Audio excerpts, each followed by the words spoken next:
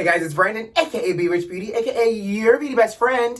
Happy Wednesday, y'all! And happy hump day to you. Child, we gotta talk about Dr. Dre, his health and his divorce.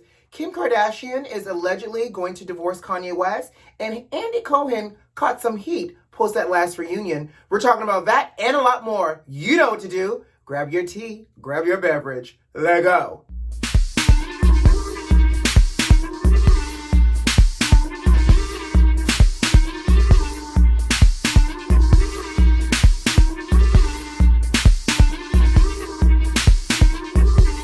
So let's just jump right in because we got a lot to talk about today. First up, prayers and lots of love being sent to Dr. Dre.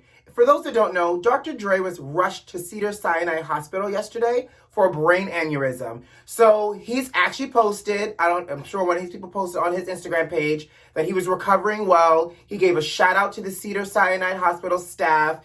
LL Cool J, who I'm assuming is his homie, even said that he was in recovery. So praise God, Dr. Dre's okay. That's really scary, by the way. Second of all, I just got some real questions because you know we wouldn't be beauty besties if I couldn't ask questions, right? Y'all know, let me grab my serum. Y'all know Dr. Dre's in this whole nasty old divorce battle with his wife, Nicole. How does this work? Is this like some Diary of a Mad Black Woman type of situation where they're going through this bitter divorce, but now that he was rushed to the hospital, is like Nicole by his side? Did she like take a stop off at the bank to do some check cashing before she ran to Dr. Dre's side to be that supportive spouse? Like, in the event of an emergency like this and you're going through a divorce, technically they're legally married, and wouldn't she still have like decision-making authority over his life as his next of kin? That's the first question. Secondly, what do you do as a spouse going through a divorce and you hear that your partner, something happened to them? Like, do you have a good old prayer session and or a conversation with your therapist first to decide whether or not you really want to divorce this man? Like, I really want to know what's going through Nicole's head first. Secondly, if Nicole showed up, did like his lawyers and the rest of the family say, nah, sis, you can't come in? Like, who was by his side? Because if we recall correctly, Nicole has been on a mission to get what is quote unquote hers in this divorce. From trying to subpoena his alleged mistresses to telling the court and the judge that she needed $2 million a month in spousal support. And that's the other thing, like I just mentioned. Do you stop off and try to write yourself a check out of the Dr. Dre account on your way to the hospital? Do you have somebody over here in the background drawing up new paperwork or amending things? I know this sounds real petty and scandalous, but you have to admit, their divorce this season has been real petty and real scandalous. And now when you throw this Diary of a Mad Black Woman twist and plot scandal in this, it's like, ooh, what's happening? Who's at the hospital? What is Nicole thinking? Is she on the phone with her lawyers? Is she literally trying to, drive to be by Dre's side? All real questions, right? And then you also have to think about, even before this aneurysm, Nicole was trying to put more heat to Dr. Dre's feet. Now she's trying to claim that between the cash that Dr. Dre has on hand in his Apple stock, Dr. Dre can afford to pay her what she's asking for in this divorce. First of all, that is a lot of money to be readily available. To me, that sounds like I'm about to flee the country and get me a whole new identity at any given moment at some point in my life. But she's saying that not only does he have the ability to pay her and her lawyers what they're asking for, but during the 3 years, I guess, between 2017 and 2019, they were spending on average for their combined lifestyle, $2.3 million a month. First of all, you have a whole grown older daughter driving a FedEx truck, and you and your wife are spending $2.3 million a month to support your lifestyle? Dre, what are y'all buying? Like, at this point, y'all buying new clothes every day. You're buying property every day. You're renting yachts. You're taking private jets. You got security. You got a chef. I guess that is a lot of money that can add up rather quickly. But she's saying between 2017 and 2019, they spent about a total of $25 million, which also increased their cash flow by $26 million. So it does really sound like proper investment, businesses, things like that. Because you know, Dre is a businessman. However, girl, $2 million a month in expenses? No wonder she wants $2 million a month in spousal support from Dre, because collectively they were spending it together. Now here's the thing, sis. You want $2 million alone just for your lifestyle, but y'all was each spending that together, okay? So why not go for $1.5 million and then negotiate down to $1.2 million a month? Like, y'all gotta really understand the art of negotiation is just that, negotiate. Go a little under and then negotiate to the number that you really find is sweet for you. Because I can think of a lot of things I could do with a $1.1 million a month in spousal support. I don't know about y'all, but Nicole, girl, you better strategize better. Not only do you need to strategize better, but sis, if he was really after this money, you would be by his side right now, putting all the pettiness aside and being still a caring and devoted human being and legal wife. That could actually get you what you want. Nonetheless, let's move on. Dr. Dre, a true speedy recovery. But baby, you got health, divorce, and a daughter that's saying you left her out in the cold. You got a lot going on, Dre. No wonder you stressed, sir. Speedy recovery. Real Housewives of Potomac has announced that they're now looking for 2 new housewives. So we knew they're going to be looking for a new one, especially with Monique quitting, but now they're saying that they're looking for 2 new housewives. Now, here's just my thoughts on this.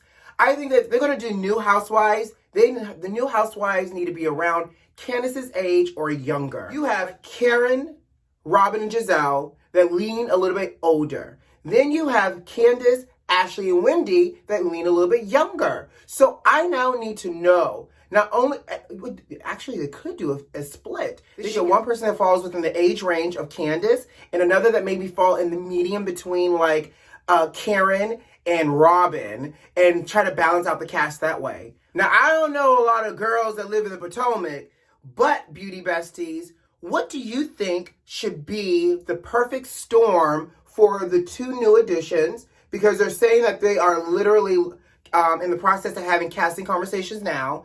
And what age range do you think it should be? As a side note, I think it's also worth that they weren't banking on Monique quitting. They were really trying to probably create storylines around the healing process. You know, once something like this goes down, then the storyline for that person next go around is trying to find a way to healing. But obviously we know that wasn't going to happen. So now that Monique is gone, it definitely throws a wrench in the mix. And now they have to find not only 1, but 2 new housewives. So definitely we'll keep this conversation going, and I'll keep you posted on what they discover with this Housewives of Potomac hunt. Now, speaking of housewives, Andy Cohen has caught a little flack from the internet from the last from part 3 of the reunion. Pretty much, people were a little upset with Andy because they're saying that Andy held Monique's feet to the fire more than he held Candace's feet to the fire in her role of the fight. So Andy had a conversation. He had Drew Sidora on Watch What Happens Live,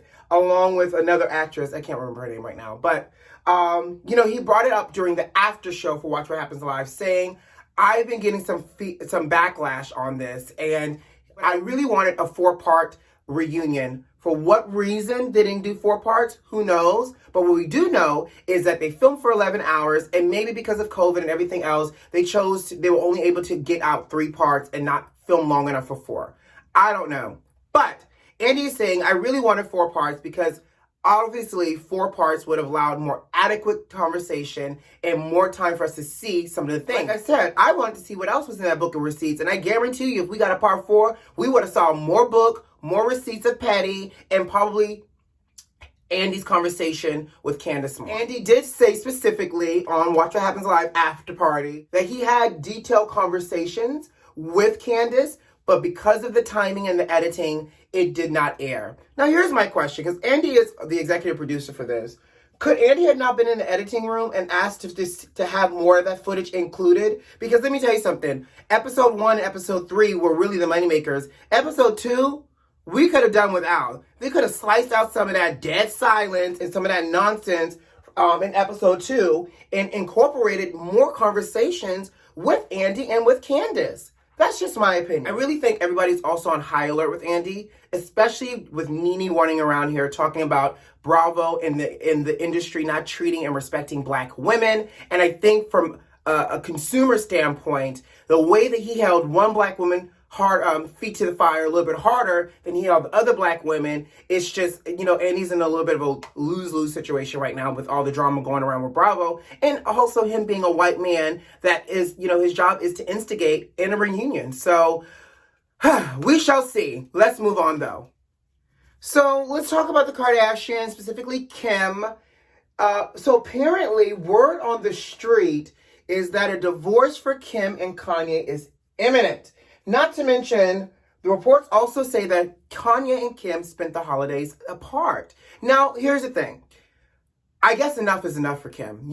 We've dealt and seen with Kanye's shenanigans all pandemic, him wanting to run for president, him campaigning, talking about all types of things, honey, that didn't make sense out of every side of his mouth, and Kim trying to hold it together, asking for patience because obviously we know Kanye is mentally ill. Now, here's where I think it gets really interesting. I think Kim is genuinely tired. I think Kim is tired of, the antics, and with her being such a big figure, like celebrity figure, especially in reality TV, all eyes are constantly on her and the family. Now, we do know that Kanye never really liked the whole reality TV lifestyle, and he made it very known, but obviously he did his show because he was married to her. That was her bread and butter. He played the role of a husband, and he did his appearances on the show. But it was always said that he never liked being a part of the reality world, right? Then you have the fact that because Kanye is having these outbreaks, everybody's looking to her to figure out how she's going to handle it. And, for the most part, she's always been quite quiet in how she's handled it. And obviously with Kanye having bigger and bigger outbursts, she has spoken out a few times occasionally, and I think she did it the best way she knew how. Now, what I think, though, is really happening is not only have they been married for 7 years, can you imagine being married 7 years to, unfortunately, somebody that's mentally ill, that can't seem to control their illness? They have the children together, but, Kim has been on this whole mission lately that she wanted to be a lawyer. She wanted to go to law school. She wanted to pass the bar, and she wanted to help reform our justice system, i.e. some of the pardons she was able to get from Trump over the summer. Now, sounds to me that since they canceled the Kardashian show, and now she wants to do a little bit more actual real work outside of the spotlight. Well, obviously she's going to still use her platform, right? But now that she wants to do real work, the chaos of her household does not sound like it's working well for her. So they're saying that rumored that this is the last straw and that they are going to get divorced. This will be Kim's third divorce. Is Kim foreshadowing to us? Is Kim going to be our modern day version of Elizabeth Taylor? Let's see how many marriages she racks up. So there's a little rumor that's swirling around in regards to RegJean Page, aka the Duke of Hastings from Bridgerton. Now, as a fellow Your Grace, I felt like I should bring you guys this whisper because I would be doing you a disservice if I didn't. So the Daily Mail in the UK is reporting that RegJean has kind of hinted at possibly being a contender for the next James Bond film. Because the current James Bond, Daniel Craig, has announced that this was his last film. He's stepping down from the role. In the meantime, other people were in the pool of possibly being contenders to take over the role, such as James Norton, Idris Elba, and Tom Hardy. Now, I am all here for Idris Elba. We need a Black James Bond. But if RegJean is a real contender, I feel like I would take RegJean over Idris Elba just because RegJean is younger, he could do more stunts, and he could potentially have a longer career as a James Bond. As much as I love Idris Elba, he's now a seasoned gentleman, and I think you need somebody that's in that middle range that can be seasoned, sophisticated enough to still pull the girl, do the stunts, and make everybody swoon over them. And RegJean is in his early 30s. Obviously, Idris Elba is not in his early 30s, child. But I said, ooh, beauty besties, this is some tea. Because if we can get the Duke of Hastings to be James Bond, I think the world will continue to do its greater deed and bring us this fantastic man. Now, again, like I said, this is completely just a new rumor, but I figure as being a fellow Grace, I deserve to bring you that little tea. So sip on that, because that's really hot. And would we want to see the Duke of Hastings as a James Bond? Because that's a real question too. I know my answer. Moving on, American Airlines has announced that they are officially banning emotional support animals. So for all of you guys with your emotional support, peacock, pigs, ponies, dogs, alligators, cats, rabbits, toads, and everything else, they're now officially banned. What isn't banned is a true service animal that is certified. So if you have a certified service animal, which American Airlines is now saying that you would have to register the animal, prove that it's been trained, and that it's a service animal, they're still allowed on board. All other animals will either have to fit in a carrier and go under your seat or in the cargo below the plane for a cost. And I think that cost is about $125, child. Now, I feel like this needed to happen because I feel like these emotional support animals, and let's be real, everybody's animal was not emotional support. I know for facts, I have personal friends that had told me that the papers for their emotional support animal was a printout off of the internet. Catch it. So I think it has gotten out of hand. I personally have sat in a seat in a bulkhead and had a whole Great Dane sitting in front of me on my feet, on the person's feet, and everybody else's feet, and partially in the aisle. Like, it just became out of control to walk a peacock through the airport and call it emotional support. So just as an FYI to all my American Airline people and y'all emotional support animals, you're going to have to pay for them now, sugar. That's the question. What is going on with The Weeknd? Not like in Saturday and Sunday that's coming up, but actually like the singer The Weeknd. Child, I don't know what is going on with him, but I feel like every time I see him, something's happening with the mug. You know, he did the award show when he was wrapped up in bandages and gauzes, and I just assumed that he was doing it in solidarity of, like, you know, black violence from the cops and brutality. But now, child, he is in this new music video, and he looks like the King Cobra snake himself. I thought it was the Instagram filter that makes your jaw look real wide that he had on the video, but this thing doesn't even look like prosthetics. It looks real. Child, what in botched and nip-tuck hell is going on with the Weeknd, child? I hope it's not real. I don't know. It just looks real weird, and I just wanted to talk to y'all about it because I'm like, what is happening with the Weeknd? Anyways, before I move on and leave out of here, bereavement and prayers go out to Eric Jerome Dickey. The amazing African-American author has recently passed away. And I can remember reading his books in college. His books were really, really popular, like Sister, Sister. And super young, 59. So I read a couple of reports. Some people said he died due to a long-standing battle with cancer. Some people are just not identifying what the illness was, but he did pass away. So shout outs to his family and lots of love. Mwah. I got to go. Guys, you know what to do. Subscribe to the channel if you like this video if you like, and leave me a comment. Most importantly, please make sure those notifications turned on so you don't miss all this juicy tea. Who loves you? I do. See you Friday. Bye.